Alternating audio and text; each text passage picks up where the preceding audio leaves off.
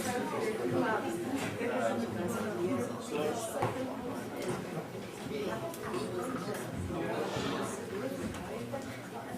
there's been a few changes to the last session. One person, Melvina Halberstam, wasn't able to come here today.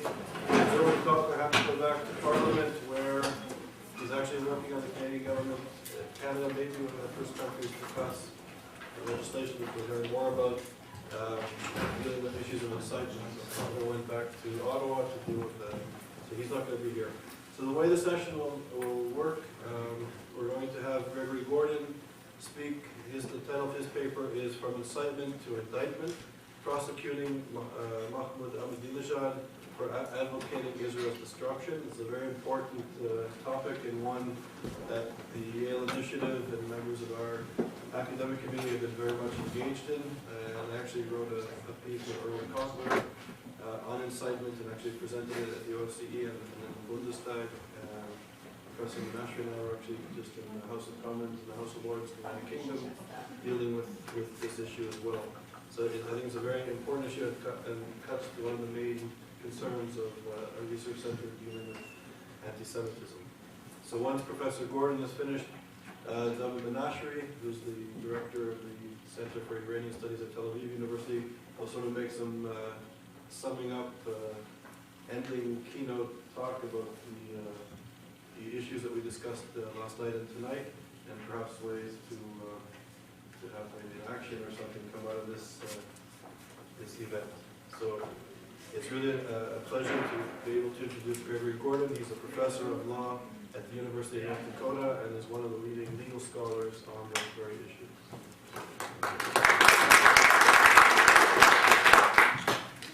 Actually, is it possible to adjust the light so I can? Yeah.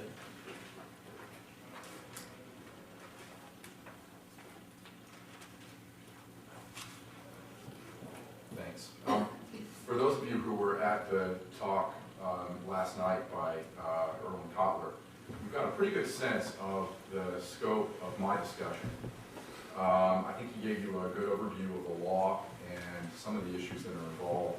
What I propose to do is to break things down a little bit more and analyze the potential liability of Mahmoud Ahmadinejad for incitement crimes.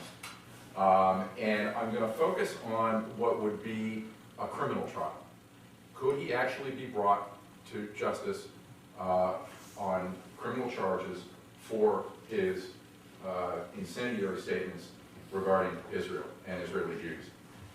So that's going to be the focus of my talk, and I'm going to look and I'm going to break down the issues. Now, of course, where all this furor began was his statement on October 25th, 2005, that Israel must be wiped off the face of the map at the World Without Zionism Conference, which was one of the early significant moments in his presidency. And people have focused on that statement a lot. And I want to begin by saying that part of what I'd like to do today is dispel the notion that if Mahmoud Ahmadinejad is liable for incitement crimes, that it's limited to this statement. That, to me, is a mistake to think. It is not this statement alone, because frankly, if it were just this statement, I wouldn't be standing up here. I don't think we would, I mean, we might have a discussion related to other issues, but it wouldn't be criminal prosecution. So let's kind of just explore a little bit what issues come up as a result of the idea of a potential criminal prosecution of the Iranian president.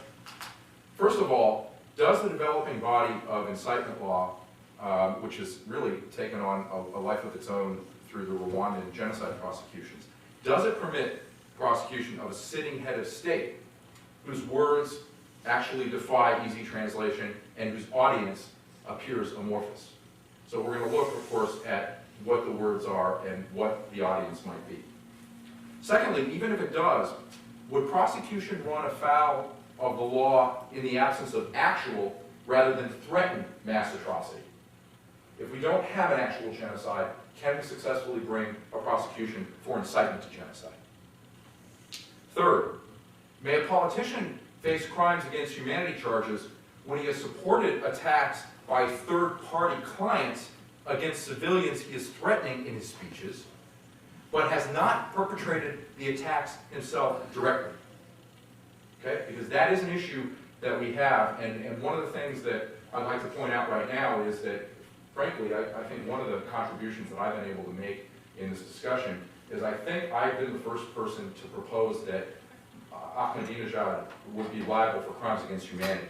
There had been scholars talking about incitement to genocide, but not crimes against humanity. And I'll explain why I think that's in play in a moment. And then finally, of course, and this is really a salient issue in the United States, is there nevertheless a risk that any such criminal charges could impermissibly infringe on hallowed free expression rights? And of course, here in the United States, with our First Amendment and the way that we cherish free speech, this is an issue that needs to be addressed. So I will cover those issues in the course of my talk. The roadmap where I propose to go is I'm going to briefly look at, in my paper, I have a paper that's coming out on this. It's going to be in volume 98 of the Journal of Criminal Law and Criminology from Northwestern University, volume 98, number 3. It should be out in June. And in my paper, I talk a little bit about the history of Iran and the rise of Ahmadinejad. I try to situate, because a lot of incitement law deals with context. And it's important to understand the context of the statements that are being made by Mahmoud Ahmadinejad. Secondly, I break down the statements themselves. Of course, notice that this is a plural. This is not a singular statement. It's not just the October 25th statement. It's important to understand that there was a body of statements. Third, I look at the legal framework, current legal framework that I mentioned a moment ago. And then within that framework, I consider the viability of prosecution. And then finally, given what I will say is, I think, a very little likelihood of actual prosecution, I want to talk about some policy considerations that rise from that.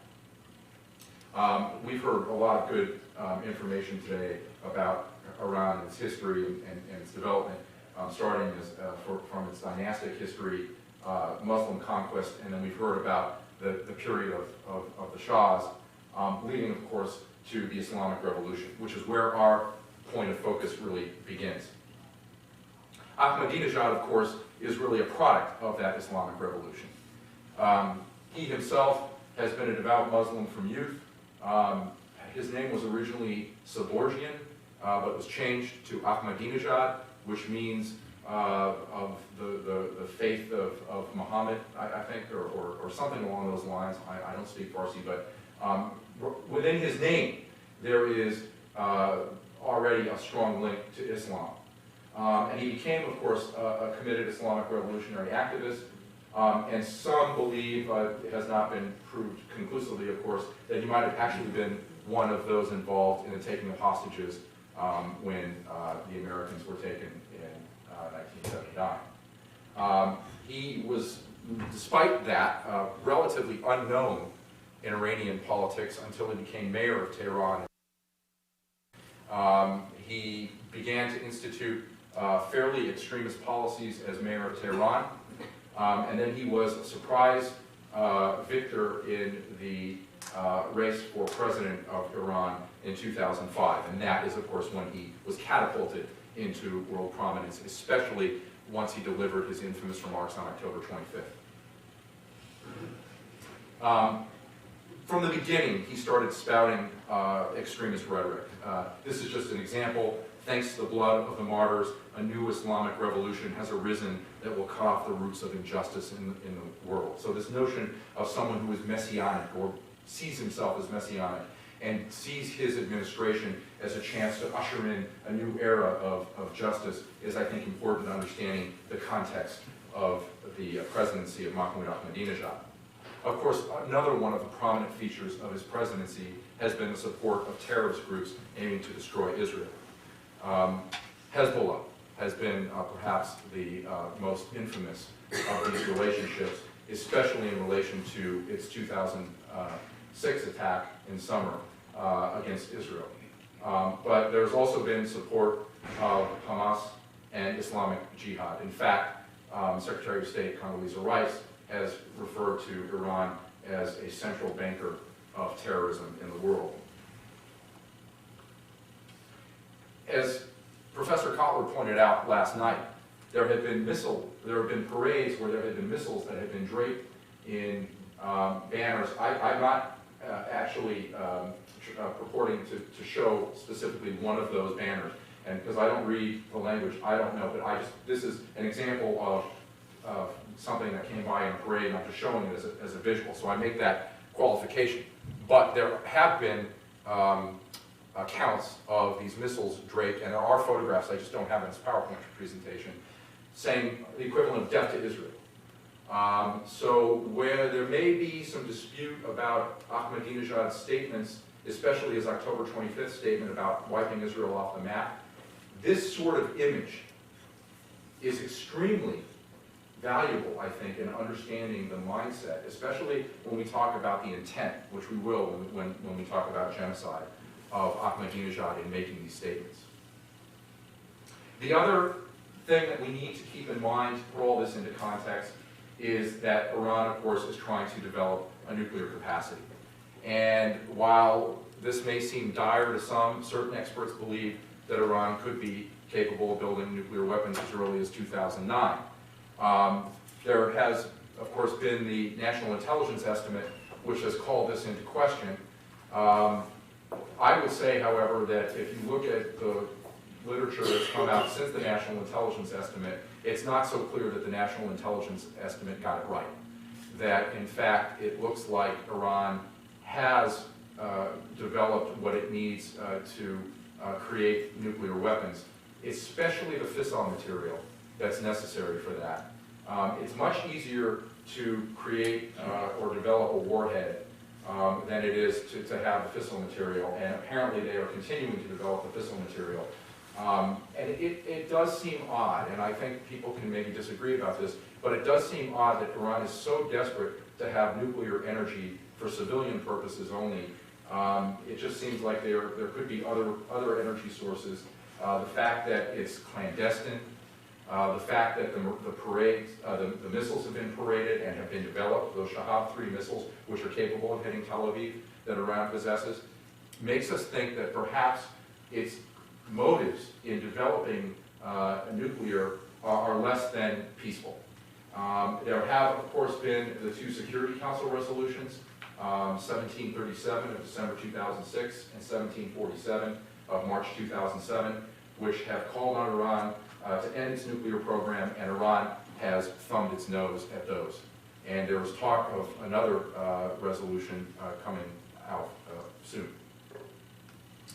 Now, against this ominous backdrop, Ahmadinejad has made a number of incendiary statements related to Israel, and I have broken them down by category.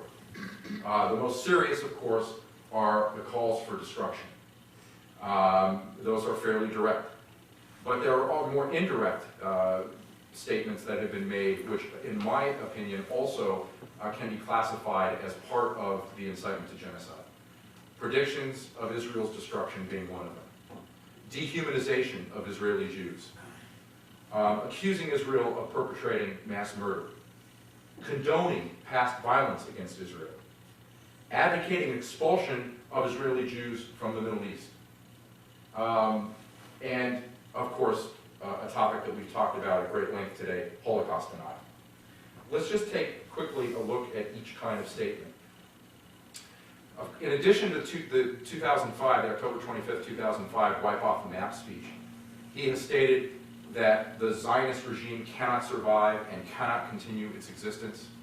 On August 4th, 2006, during the Israel-Hezbollah military conflict, he stated that the real cure for the Lebanon conflict is elimination of the Zionist regime. In February 2008, so quite recently, he told Le Monde that, quote, these false people, Israeli Jews, these fabricated people cannot continue to exist.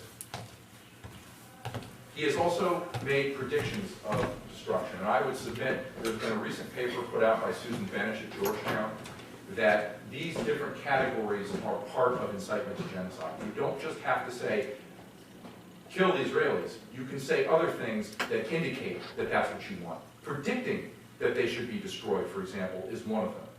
On April 14, 2006, for example, he stated the Zionist regime is heading toward annihilation and elimination.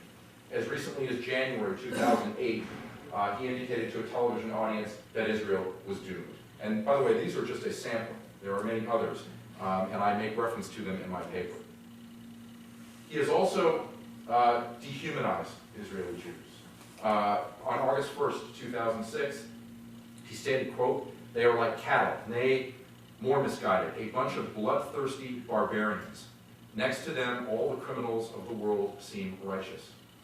And again, in February 2008, he variously described Israel to supporters at a rally as a, quote, "filthy bacteria, a wild beast and scarecrow." Especially when you hear things like filthy bacteria, it seems to harken back to Nazi propaganda against the Jews in the 1930s. He has also accused Jews, this is another technique of incitement called accusation in a mirror, where you accuse the people that you are trying to attack of the very thing that you want to do to them, and it's a lie. In December 2005, he noted that Israeli Jews have been allowing themselves to kill the Palestinian people, for example, and on October 5th, 2007, he noted that Israel is committing genocide against the Palestinians. He has condoned past violence against Israel in October 2005, telling an audience that there is no doubt that the new wave of attacks in Palestine will erase the stain of Israel from the face of Islam. And he's even gone so far as to threaten supporters of Israel, saying again in October 2005, anybody who recognizes Israel will burn in the fire of the Islamic nation's fury. He has called for expulsion of Israeli Jews from Israel. In December 14, 2005, he asked that Israeli Jews be removed to Europe, the United States, Canada, or Alaska. He repeated a similar call in October 2007, urging that Israeli Jews be removed to Alaska.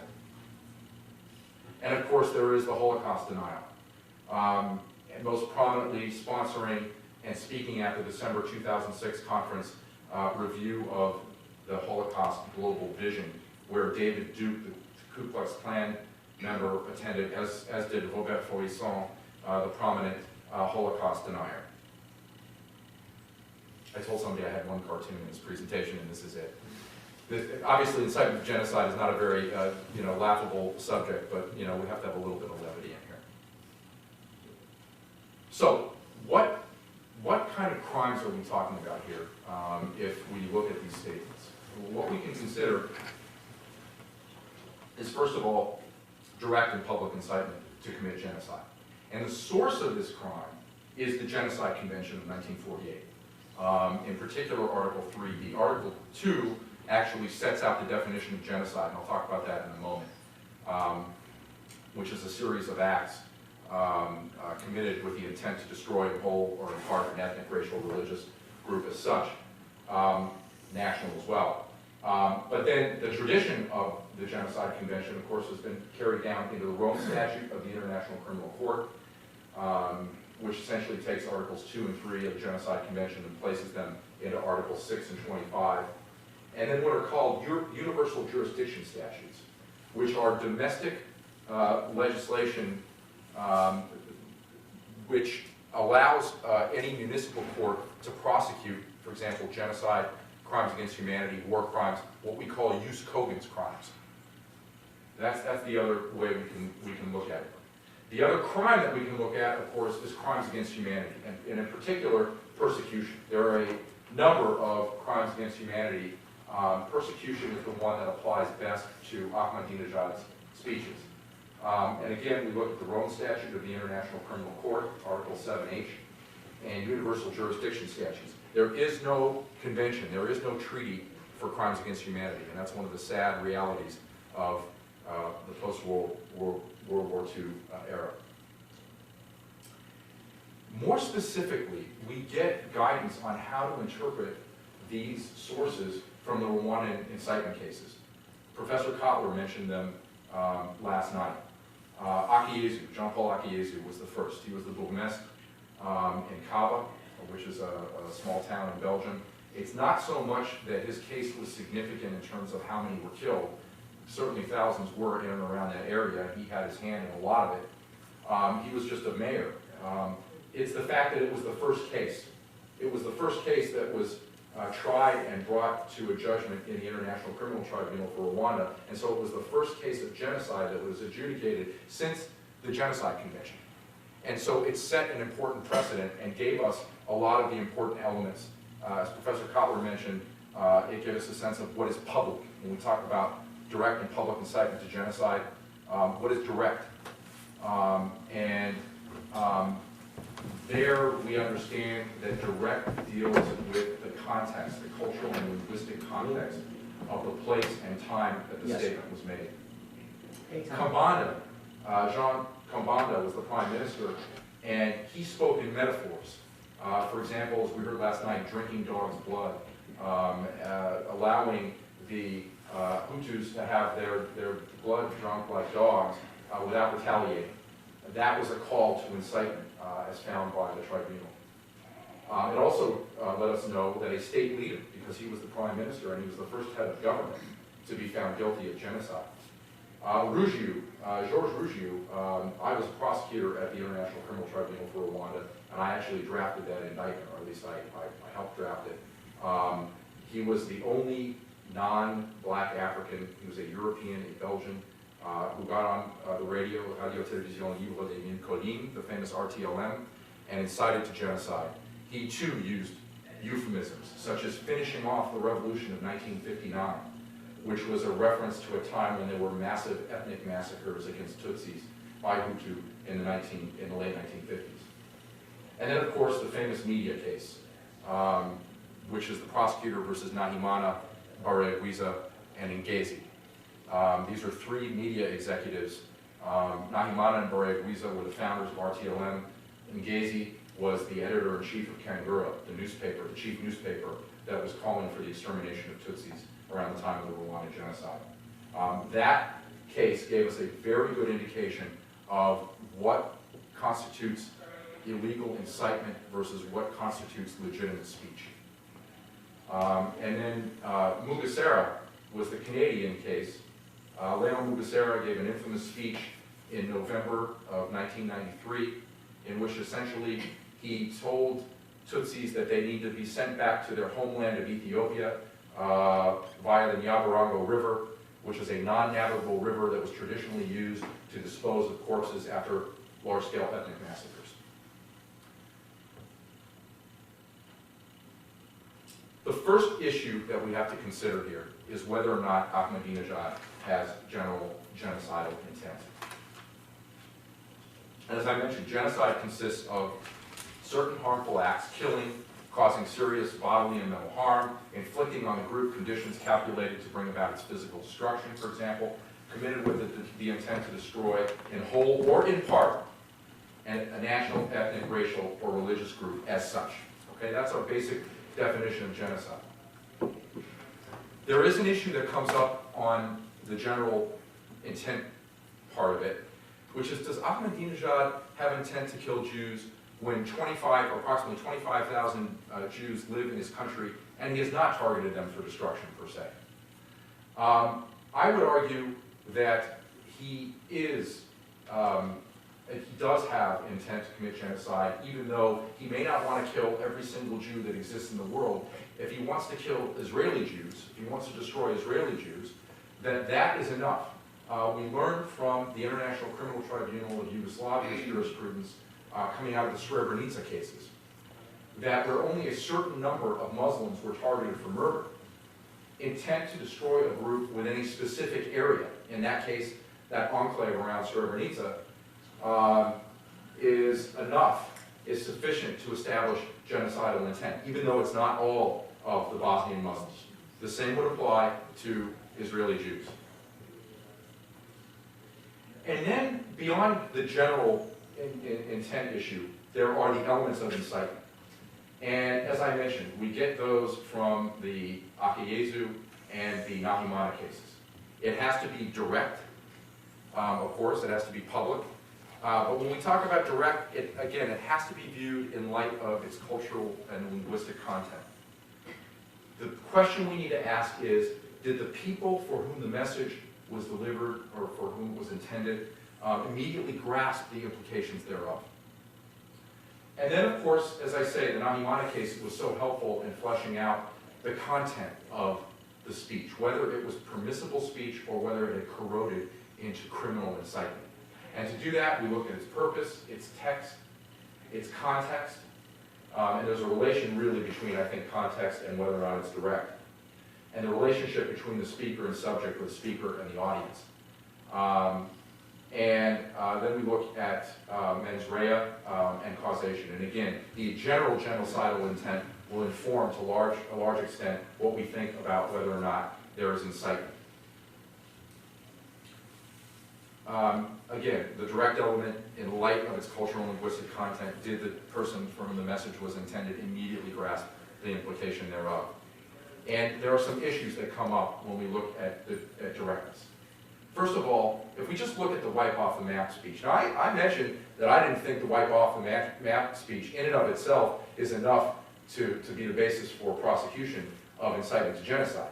That said, I look at it as an extremely important anchor around which the other statements can be placed, and which, as an ensemble, can be the basis of incitement charges. So we do have to ask ourselves some serious questions about that speech.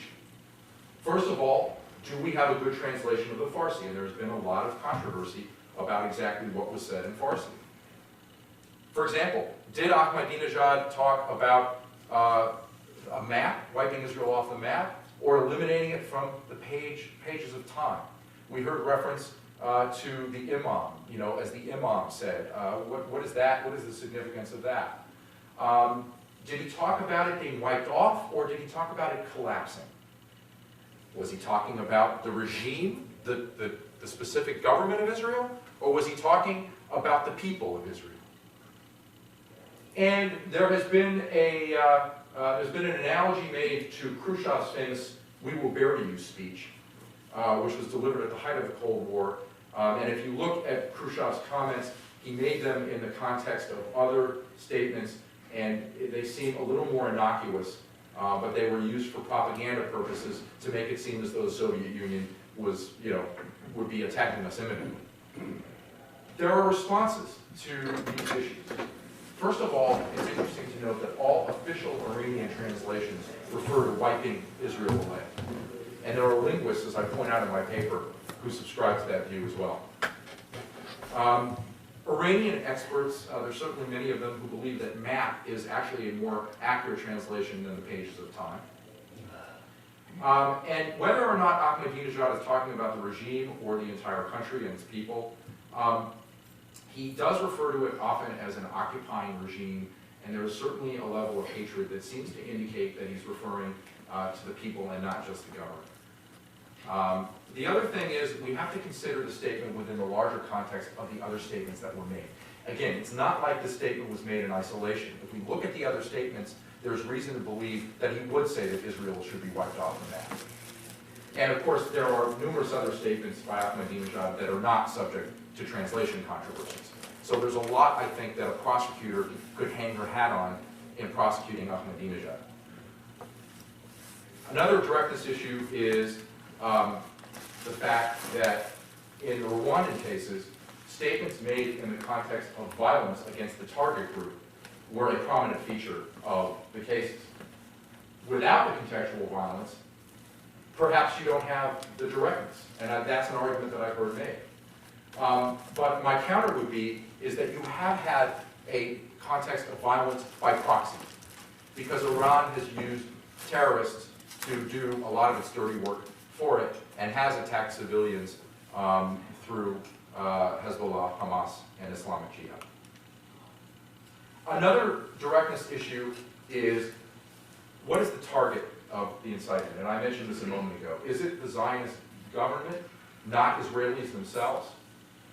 And I think, in addition to what I said about the October 25th statement in and of itself, if we look at the whole body of statements, I think that we can conclude that they're actually anti-Semitic. They are not just about the government. First of all, I would submit that anti-Zionism is a proxy for anti-Semitism. And in my paper, I have, I think, a fairly compelling quote from Yehuda Bauer about that, and some other experts.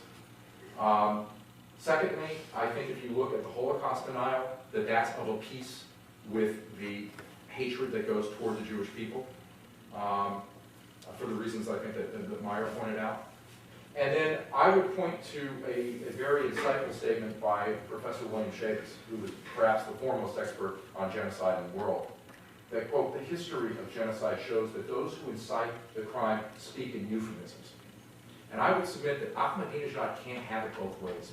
He can't pretend like he's just a court jester making ridiculous statements that nobody is going to take seriously. He is making these statements in a context that suggests that he is serious about what he's doing. And he's not going to be able to hide behind that court jester persona. The other issue is, who is the audience for his incitement? What is the intended audience? Is it Iranians?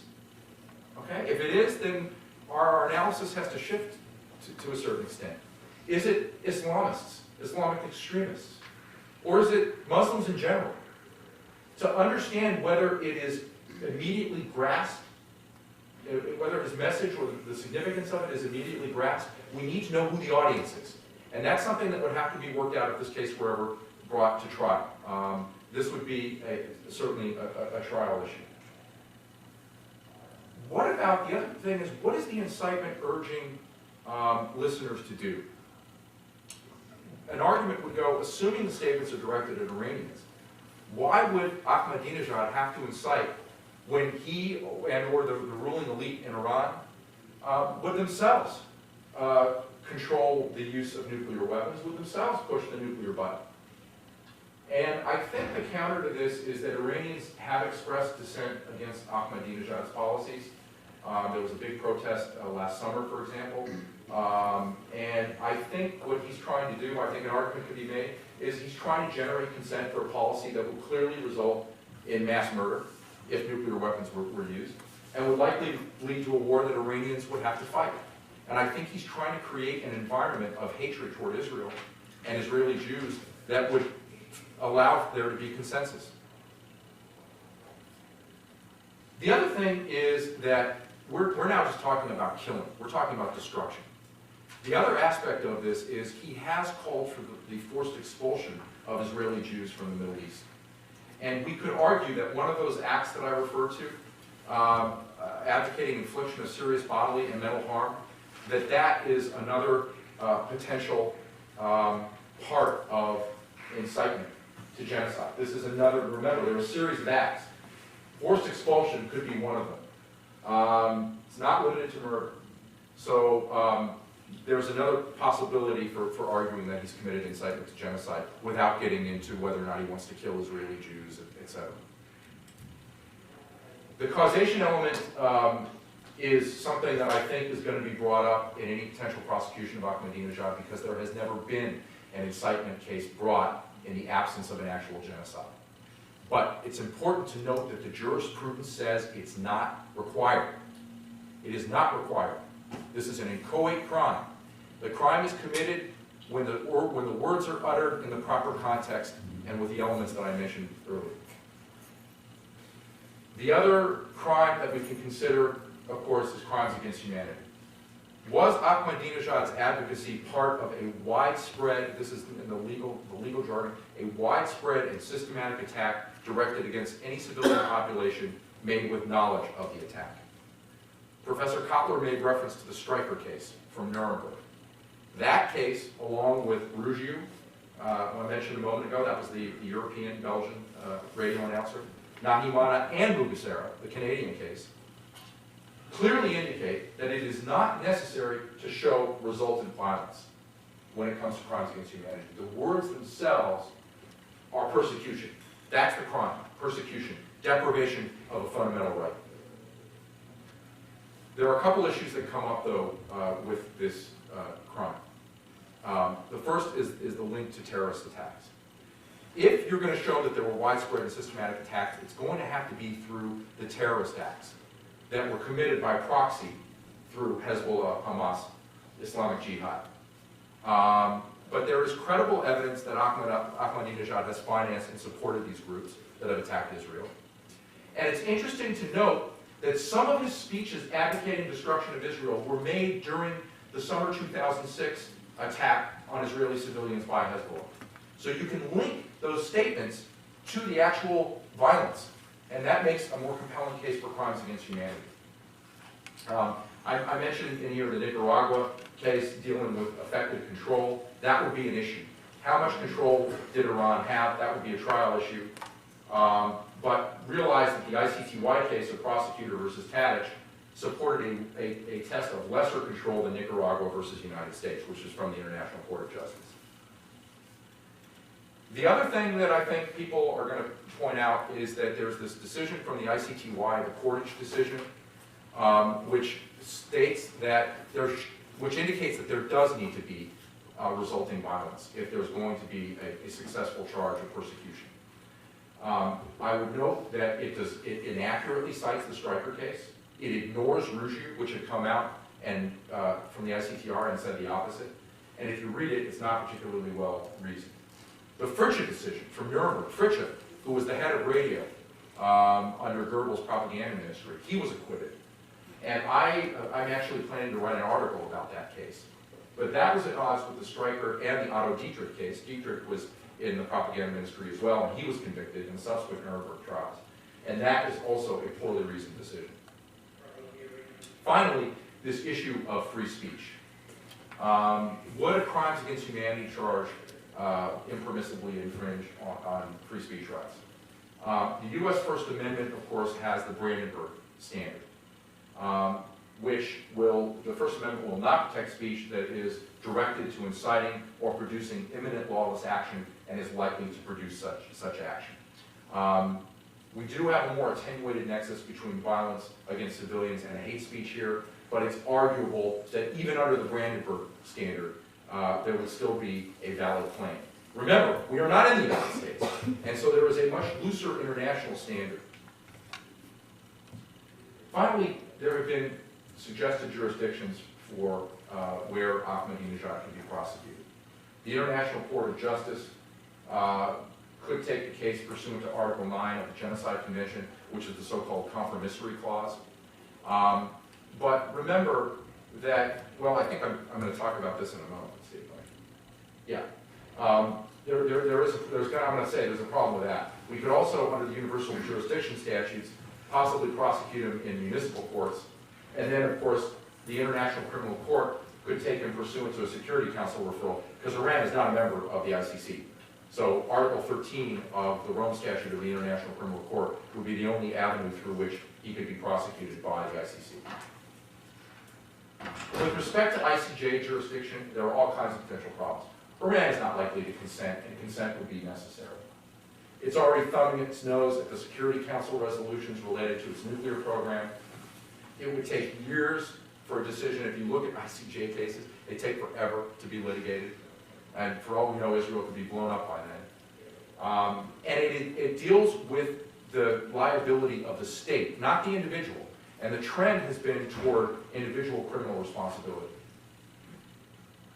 Municipal court jurisdiction under the Universal Jurisdiction Statute is not likely because, frankly, I don't think that we're going to find any countries that would be willing to prosecute. And even if they were, it would be hard to get Ahmadinejad, and there would be claims of sovereign immunity. They would cite to the Congo versus Belgium case of 2002, where under domestic jurisdiction, it would be difficult to get around sovereign immunity. Not true in the International Criminal Court. And so that leaves us with the International Criminal Court. Again, a Security Council resolution pursuant to Article 13 would be the only way to do it. But it would show that there is a world consensus through the Security Council, or at least a broad international consensus. And the position taken on Iran's nuclear program is already somewhat indicative of that. If Iran continues its shenanigans, if it continues to finance terrorism, if it continues to thumb its nose, and if it continues to play chicken the way it has, who knows? It's not likely, but that's the only way it could go. Because it's unlikely, my conclusion is that we need to focus not on the reality of incitement the way it has already been prosecuted, but on the way it should be prosecuted, which is as a deterrence mechanism. That's what I argue in my paper. That's what I say is the key to making sure that we don't have genocides again, because if you look at genocide, it is always preceded by hate speech. And I will conclude, just give me one last bit of low light so they can see my last quote. With the quote of Hitler expert Ron Rosenbaum, it has never happened before, this kind of preemptive indictment, but that doesn't mean it can't happen now, or that it shouldn't happen now, or that the international law making incitement a separate crime shouldn't be applied to Ahmadinejad and his genocidal incitement against the Jewish state. Considering the hideous historical record of failure in the past to prevent genocide, failure to pursue this course would itself be a crime. So, thank you for your time. We'll take questions now for a few minutes, and then Professor Menashe. Jonathan? Yeah, I appreciate very much your comments, and it's extremely interesting. But I wonder whether the fact that he has not gone after the Jews in Iran, whether that doesn't actually show us something very significant, which is that it is not ethnic, it's not even religious. And I wonder whether at the root of the attack on Israel and the Israeli Jews isn't a larger global, a geopolitical struggle going on between Iran and Saudi Arabia, in fact. In that struggle, Israel stands in the way. In fact, Israel stands in the way between Syria and Jordan. And if you get rid of Israel, then you get rid of the only stabilizing state in the Middle East. And I'm just wondering whether there is not another approach to this which puts it in a larger context, so that simply eliminating Ahmadinejad does not in fact eliminate the problem, the age-old fight between the Sunnis and the Shiites. I have two observations. First of all, I think you may very well be right, but you have to remember, I'm focusing on criminal prosecution. The question is, could a case be made out, and could we prove genocidal intent with respect to the law as it exists?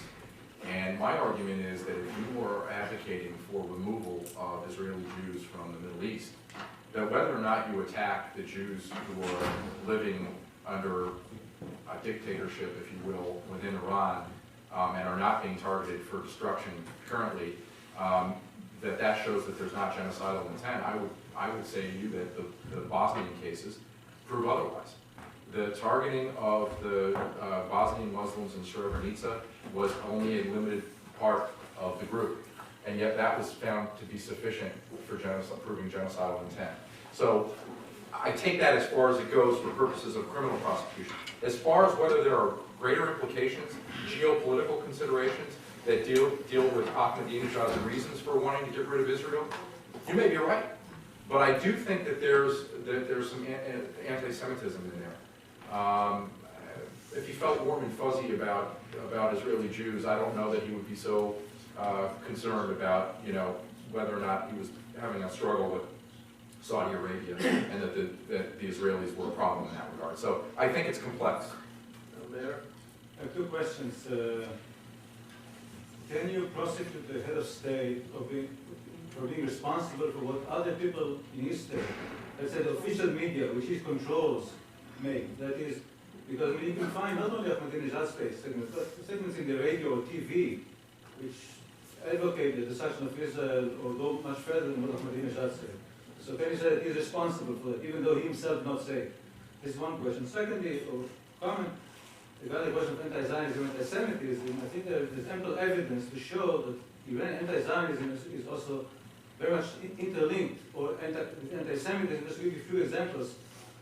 Remember, I agree with you. No, just to enhance the point. I mean, not only that the Holocaust denial, but the Holocaust of Zion, which is officially an anti-Semitic document long before Zionism, existed, is used to explain, an anti-Jewish document is used to explain Israel and vice versa. Or, to give you another example, Grand Ayatollah Nuri Hamadani 2 years ago explained that when the Prophet Muhammad destroyed and massacred the Jewish tribe of Banu Qurayza in the 7th century, he destroyed a major Zionist base. Right. So, at that time, there was no distinction, supposedly, between Zionists and Jews. They were the same. You can argue this is also the same thing with Ahmadinejad and many others. I point out in my article that, for example, on U.S. campuses, that there has been a demonstration of anti-Zionism on campuses here in the United States that has been found to be the equivalent of anti-Semitism. I mean, that argument is, I think, fairly solid. Again, along with the Holocaust denial, which you're very aware of. Your second question is, I think, an issue of what I would call superior responsibility. That's another international criminal law doctrine that I've dealt with elsewhere, not in this paper. But possibly, if you could show that he was responsible for controlling the media, if you could make out a case of superior responsibility, then yes, you might be able to show liability. And that's what we found in the executive cases. The Nahimana media case, there was found to be superior responsibility. Those guys were they set up the radio and they were in charge of it, but the announcers were the ones who were making the statements. So that's possible. And I think, going back to your question, you say there are others, why Ahmadinejad himself. I think Ahmadinejad has been extremely prominent and has made a lot of statements. And he's the titular head of the Iranian government.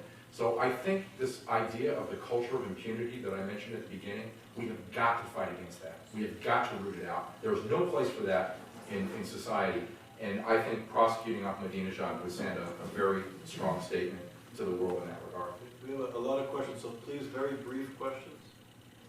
2 points. First, Question. yeah, question. First, basically question. He refers to regime, and very important. That the word regime comes all the time. Not all the time. Not all the time. No, but in relation to Zionism, in relation to Lots of the time. Yeah, I mean, the reason I say this is because the way they talk, I know very in detail in terms of how they see Israel. I know the Persian and I know how it works. Right. The 2 things, okay? One, there is no secret that the Islamic Republic wants Israel wiped off their map. Means, disappear. Right. As simple as it is. But their position on Arab-Israeli conflict is very important, is a one-state solution and a referendum, which means they do accept the existence of the Jews in the land, except that they don't accept a state for the Jewish people versus a state for others. And just official position of the Islamic Republic is a one state. The question I have is a little different. Is it possible that Ahmadinejad is making this propaganda to redirect attention from his attempt to get closer to the Bush administration? And the reason I say this is because Ahmadinejad, from the moment he has come to power, since now, has tried everything in his power to come closer to That's the an regime. interesting question. Okay, I think that... Is it possible? I think that's why it's important to look at the larger context. I mean, he might have some mixed motives, but I think he has enough, and he's shown enough of a motive, if you will. I mean, I should speak more strictly in legal terms. He's shown enough of his intent, I think, to be serious about genocide, and especially in the connection of the violence that comes with the terrorism and the sponsorship of terrorism. I think that undercuts a lot of simply just saying, well, it's the official policy that this is the way it should be, when behind closed doors and under cover of darkness, there is money and there is support and there is training being given to terrorist organizations that are attacking Israeli civilians. It doesn't cut. Yes? No, hold on. Roya? Yeah, I have 2 questions. One, in light of the Iranian constitution, which makes the judicial, executive, and legislative powers puts under the control of the spiritual leader, would Ahmadinejad be able to get away from his responsibility on the media and his control of the media? The second question is, Ahmadinejad being a true disciple of Ayatollah Khomeini and presenting himself as such, would the discourses and the hate speeches of Ayatollah Khomeini be useful as a precedent or as, leading to this? Yeah, I do, and I do talk about the Ayatollah Khomeini somewhat in my paper, so I mean, I do think it helps put things in context. The statements of Rafsanjani, even Khatami, indicate the depth of the hatred of Israel. I mean, there's a whole context, there's a whole poisonous environment that exists here. Your question, I think, is also related to command responsibility or superior responsibility, and as well as the so-called defense of following orders. You know, possibly you could say, well, he's just listening to Khomeini telling him what to do, and therefore he might assert the defense of following orders. That is not recognized in international law. And possibly Khomeini could have liability, but that would have to be proven. That would be an entirely different subject. So we have 3 minutes. I'm going to collect three questions. So one, Neil, and then... Professor Gordon, Yes. if you set aside your prosecutorial hat, and if you were the defense attorney, what were the major defenses you had on this case? All those issues I raised. I mean, all those... We're going to collect the question, and then you can answer as you please. Okay, my question has to do with the, some good consequences and some bad consequences. Good consequences seem to me that you could be indicting a lot of guys across the Middle East along similar lines, including Nasrallah and Hamas and probably dozens, maybe hundreds of others. But the bad consequences might be that it could be extended. The same principle of this sort of prosecution could then be extended with people indicting the United States and indicting everybody. We have no time. Okay, got it. And the last one. Hasn't Ahmadinejad gone beyond Israeli Jews and spoken about Jews in general when he refers to Jews as bacteria? So why are we splitting hairs here about Israeli Jews? He's gone to Jews in general. Okay, I'll take them one at a time. As to the defenses, I would say the points that I brought up are the ones, if I were representing them, that I would bring up at trial. You know, it's not clear who the audience is. You could make the argument that it would not be immediately grasped if it were not Iranians, for example, because he's speaking in Farsi. And there are a lot of things that you could say in that regard. You could try to show that the links between the terrorism and Ahmadinejad are not that great. I mean, there are a lot of things. Remember, reasonable doubt is the standard. All you have to do is raise a reasonable doubt. It's the highest level of proof that a prosecutor has, or that anybody has in the law. So I'm not saying it's an airtight case. I'm saying it's possible, and it seems to me that there's probable cause. But as a defense attorney, I think I could certainly have a credible show in court. As to the other persons in the Middle East who are doing this sort of thing, yeah, I suppose, but you have to realize that every prosecutor has to make decisions regarding resources. There are lots of things that you could do. When I was with the Department of Justice prosecuting crimes domestically, we had certain initiatives. What we look at is deterrence value. And deterrence value is largely what drives your decisions that you make as a prosecutor. So I would say, given the context and given who Ahmadinejad is and the virulence of his comments, the great deterrence value that there would justify that choice.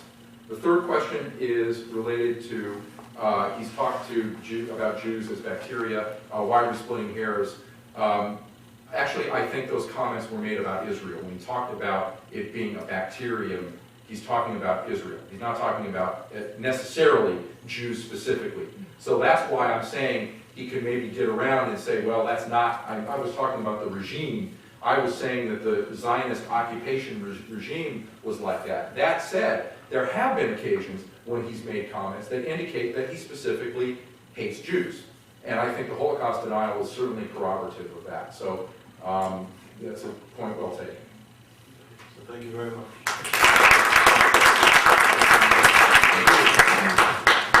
Okay, so David Menashri will give the final keynote talk. And I just want to say it was really an honor to work with David Menashri and his colleagues from the Center of Iranian Studies at Tel Aviv University. Without his input, this whole event would never have taken place. So we're grateful for that. Thank you. So after this long 24 hours, I think it would not be even serious to try and sum up or wrap up even the discussion. I can only promise you what Henry VIII promised each of his 6 wives. I won't keep you long. So, very briefly, few points that I wanted to make. Iran is a complex country. Iran is a country that really it's very difficult to comprehend and understand. I must admit, for the last 35 years, I'm working only on this issue of Iranian history and Iranian culture, Iranian society. And unfortunately, the more I study, the less I understand. They keep surprising me with all the new tendencies within society. The bottom line is there is no black and white. There are other colors in between the black and white. And there are, within the Iranian civil society, even within the administration, there are different tendencies. Not all people in Iran think alike, and not all the people of Iran speak alike. And we can see people, and I think that I personally, I think that have a lot of respect for civil society in Iran. There are positive things developing in Iran that are really very encouraging for the future. I would say that a country that has women as the Iranians have, or youth and students as the Iranians have, this country has a bright future. The problem is not with the people of Iran, the problem is with the ideology and politics that are in control today in Iran, and I think that is a source of concern primarily for the people of Iran. That's leave Israel and the world aside, the main victims of this policy and harshness are the people of Iran themselves. The revolution was actually changed our attitude and perspective of Iran. This was such a huge development that changed our attitude. I can tell you in terms of Iranian studies or Middle Eastern studies, there was a revolution also in Iranian studies. 30 years ago, before the revolution, in seminars and conferences on the Middle East, there was almost nothing about Iran. It entirely was devoted to the Arab world. And today, I was speaking with the people in YIISA, Middle East Studies Association. 1/4 of all the Middle East experts listed in the YIISA, their main field of study is Iran. Not Egypt, Syria, Lebanon, take all the Middle East. 1/4 are working on Iran. And it's a visual way to look at it. You go to the library and see what are the books, how many books have been published about Iran in the 60s and 70s, and how many books in the 70s and 80s. How many papers in the journals of Middle Eastern history, society, have been devoted to Iran before, and how many now? But it's the problem, this is not the problem, but the problem is that this also changed our attitude and focus on different aspects of Iranian life. Before the Islamic Revolution, you won't find many books dealing with Islam in Iran in the 60s and 70s. Most of the books were about modernization in Iran, migration in Iran, population in Iran, women in Iran, youth in Iran, students in Iran, the process of modernization, westernization, and change. After the Islamic Revolution, most of the books somehow deal with Islam, Shia Islam, and to the degree that equating Khomeini's revolution with Shiism, with Islam, and I think that a more careful attitude should be employed. Now, even if you having said that, the revolution, which somehow I think that make it difficult to us to understand Iranian history, helps us in different ways.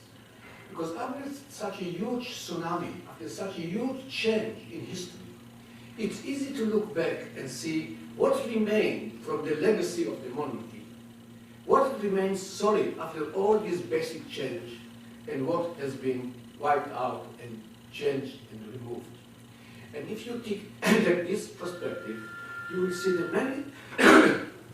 many developments that were the results of the policy of the monarchy or the results of westernization in Iran remained very solid. Let me the most important thing is nationalism, a Western concept penetrated into the Middle East and into Iran late in the 19th century. It became such a profound and powerful aspiration and ideology in the Middle East, including Iran. In each and every case, almost, there was a clash between ideology of the revolution and the national interest of the state. Interest of the state won over ideology.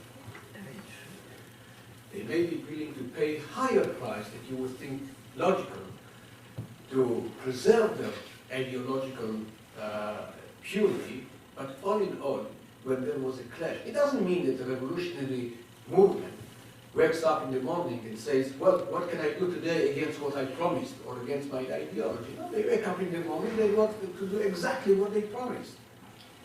But when there is a clash between the interests, we see that interests win. Nationalism is one thing. Modern education, we spoke about education here. 150 years ago, there was a struggle, a cultural war in Iran against modern schooling system. When the Iranian Revolution came to power, they did not even entertain the idea of resolving the new schools and going back to the maktab. They continued to teach biology, physics, mathematics, and you know what? Even the language of the great Satan.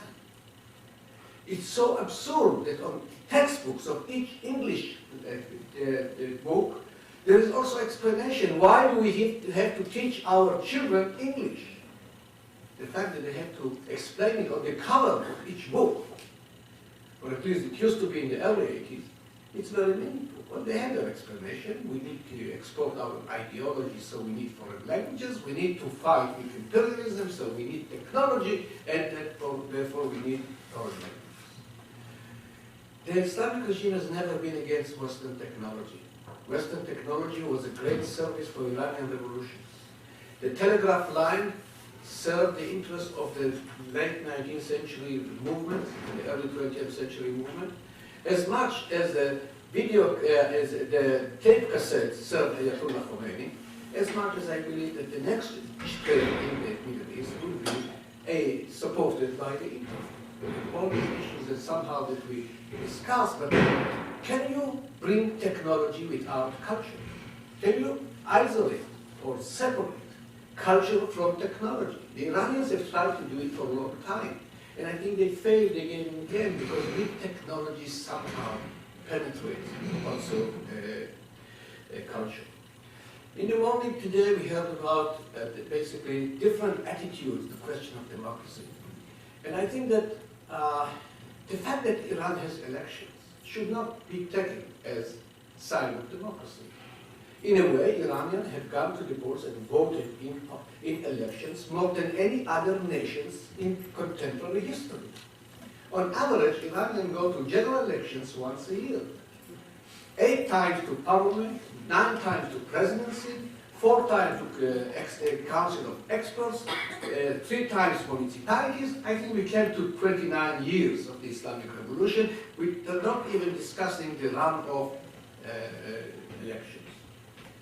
Well, is it a sign of democracy? But I think no, because the system is being controlled by the non-elected bodies of government, which again we heard this morning how much power they have in Iranian society. And here is the concept of velayat faqih. Many people speak if there is be a change under President Bush. This is not the question. The question is if can be a change under the present administration, not in Washington, but in Tehran. As long as Khamenei is in power, when having so much power in hand, no one can really challenge it. On the top of it, let's not fool ourselves, the Iranian regime is made up with smart and shrewd people. When I was giving a lecture in military college in Israel, there was a banner on the wall, translated from Hebrew. In Hebrew it says, "Betachmulot ta'aseh lecha milchama." You should conduct your wars cunningly. I think these banners have been removed to Tehran or to Qom. The other night I was speaking in New York in the opening of this session, and I said that there are 2 main games that are very popular in and associated with Iran, chess and backgammon. I think that the Iranians are playing with the word chess, planning their steps ahead of time, few phases ahead, while the West is playing backgammon, throwing the dice and praying that everything will be okay. This was not supposed to be like that. It is time that the West will have a policy, a calculated policy, to tackle with the challenge of Iran. The conservatives are in power, and no matter how many nice women and freedom fighters we have in Iran, at the end of the day, people who decide on issues of national security are not the reformists, certainly not when they are in jail. The the one who will push the button, they are the conservatives. For 8 years, Iran had a reformist, a pro-reform president, Khatami. At least for 4 years, they had majority in parliament from 2000 to 2004 reformist. A combination of parliament and the president could not do anything significant, even on the issue of attitude towards the United States, not to speak about attitude to Israel. What is the secret of the power of the conservatives? First, they speak in the name of God. No, it's wonderful to wake up in the morning and tell the people what God exactly wants. We have some of them in Jerusalem, we have them in other places. There is a group of people that claim a direct link to the wisdom of God, and it's very influential in conservative society. Then they have the army. If God is not enough, God forbid, it should be enough. But if it's not enough, you still have the Revolutionary Guard and the army and the intelligence. And then you have the will to fight for your power. The mentor of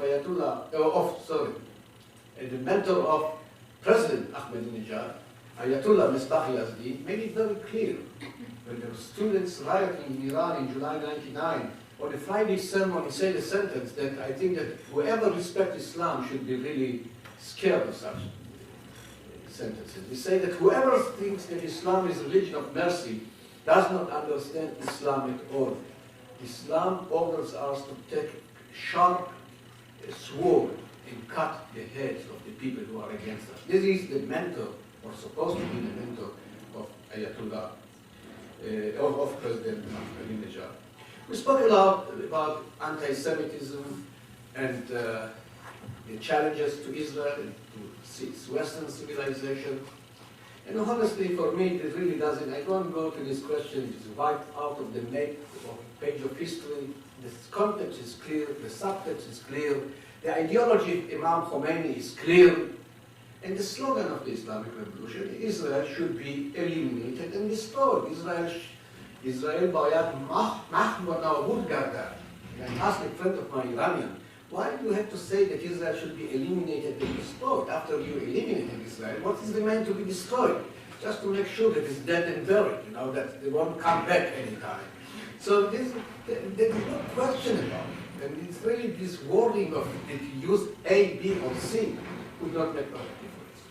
And the distinction between Jews, Zionists, and Israelis, honestly, I can't really, as an Israeli, as a Jew, as a Zionist, I don't see how an Iranian common person in the streets would be able to distinguish, well, he is a Jew, but this is a Zionist. They call all American Jews Zionists.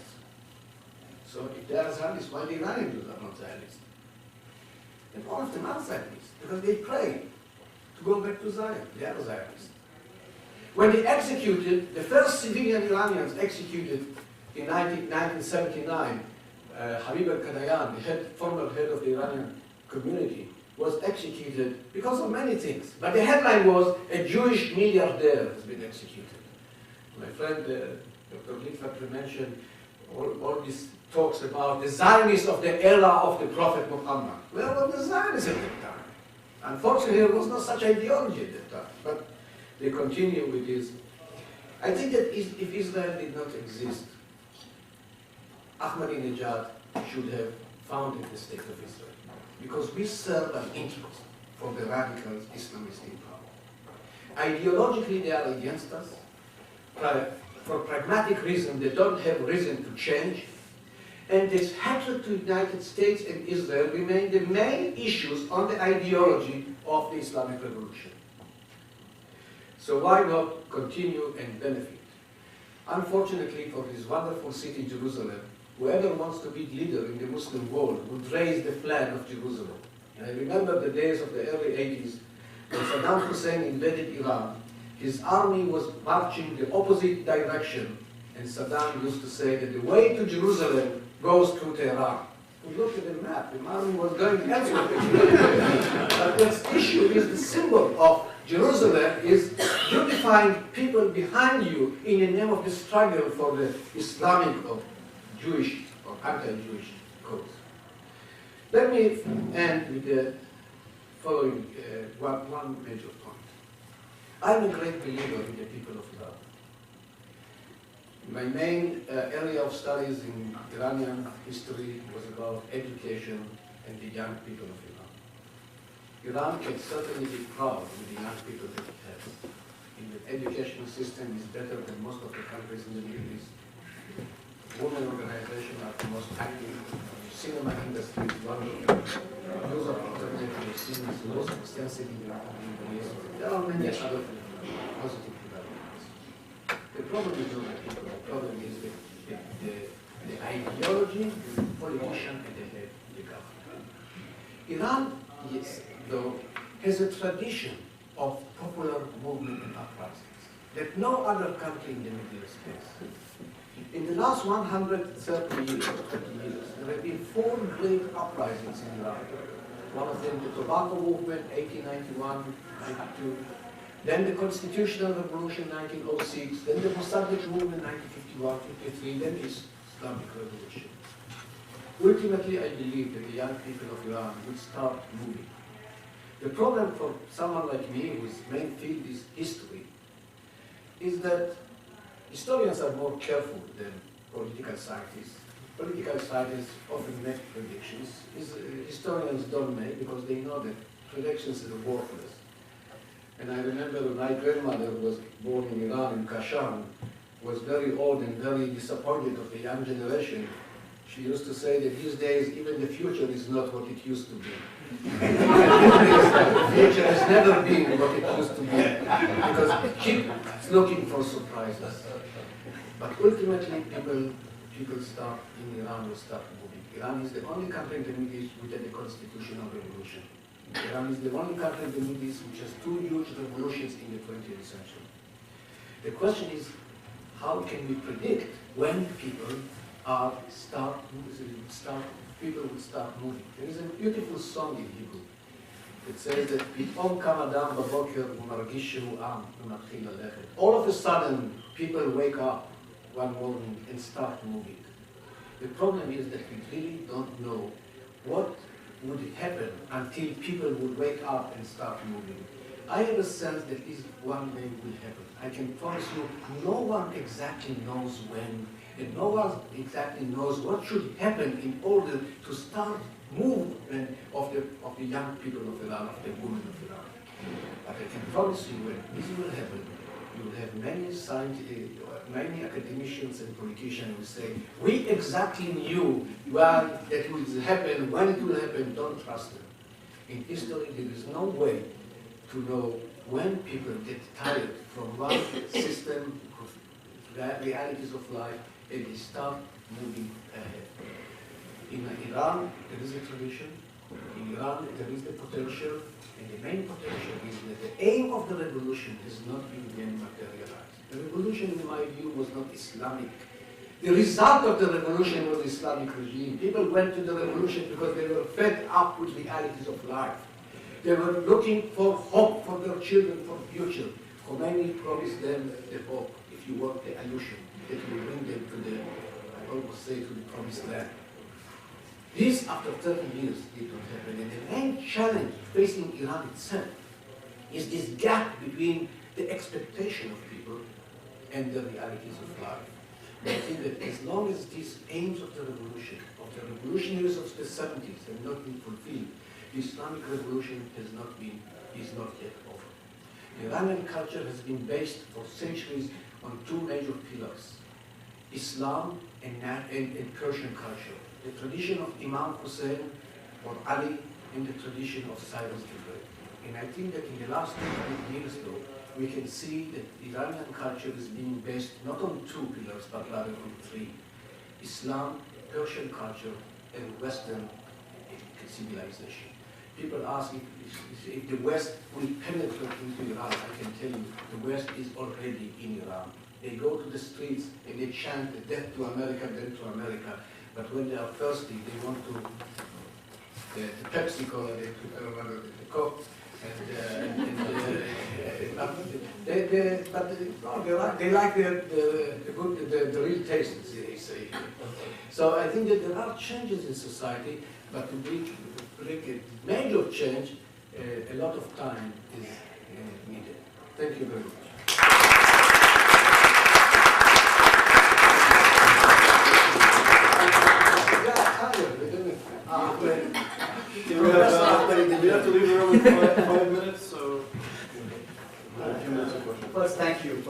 good ending. I think it's great that we think of the Iranian people different from the regime. Regime come and go, the people stay. An American friend asked me, why is it that after 50-some years, Iranians have not forgotten the 53 coup? I said, well, I have bad news for you. Iranians have not yet given up on Yazid, who killed Imam Hussein 1400 years ago. You're talking about 53 years. Now, Iranians are good people, but again, they are also the kind of people that you don't need to make them into an enemy.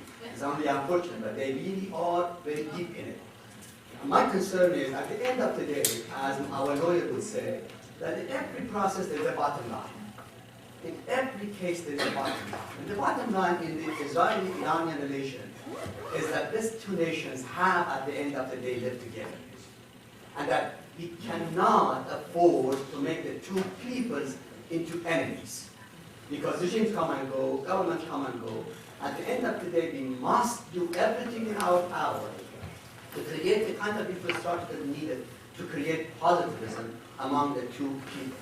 Or my real question to you, or respect, but we all respect and propose it to you is, David, you have a very good position in the Iranian and the Israeli community. You could be a good tiebreaker. It could be a good mediator. It could be a very good office.